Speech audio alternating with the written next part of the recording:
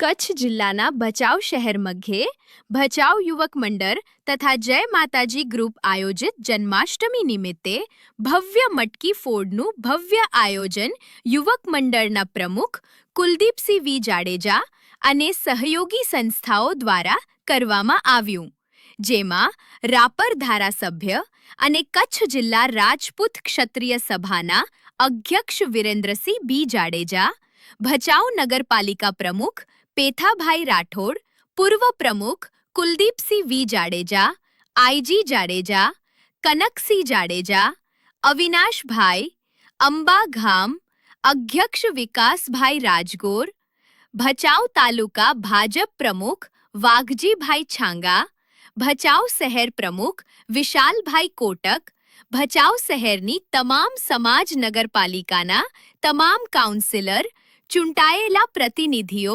મોટી સંખ્યામાં ઉપસ્થિત રહ્યા હતા. કાર્યક્રમ ભવ્ય બનાવવા માટે પ્રમુખ કુલદીપસિંહ અને તેમની ટીમે જહેમત ઉઠાવી હતી. ભચાઉના ઇતિહાસમાં પ્રથમ આટલી મોટી સંખ્યામાં લોકો ઉપસ્થિત રહ્યા હતા.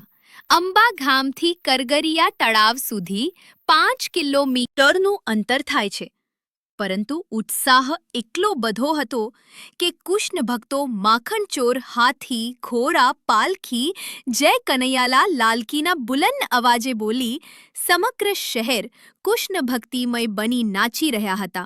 ઉપરોક્ત રૂટમાં 12 મટકી ફોડી હતી, જેના ચરાવા રૂપે અંદાજિત ₹8 લાખથી વધુ રકમની દાતાઓના સહયોગથી અવિરત દાન પ્રાપ્ત થયું હતું.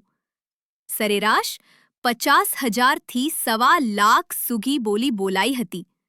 સમગ્ર કાર્યક્રમનું યુવા મંડળ અને જય માતાજી ગ્રુપ દ્વારા કરવામાં આવેલ હતું. નાના બાળકોથી મોટેરા તમામ લોકો ઉપસ્થિત રહ્યા હતા. રિપોર્ટ બળદેવ પુરીએ ગોસ્વામી, સરહદ ન્યૂઝ, અંજાર, કચ્છ.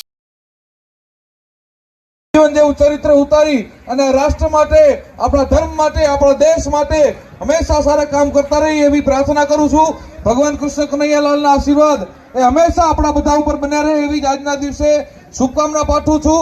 અને ખૂબ મોટી સંખ્યામાં આખું ગામ આવા તમામ ધાર્મિક તહેવારોમાં જ્યારે અમે બધા સાથે મળીને આયોજન કરતા હોય ત્યારે જોડાવ છો, ત્યારે આપની આજની આ સંખ્યા, હાજરી એ જ અમને આવા ધાર્મિક તહેવારોનું આયોજન કરવા માટેની પ્રેરણા અને શક્તિ આપે છે.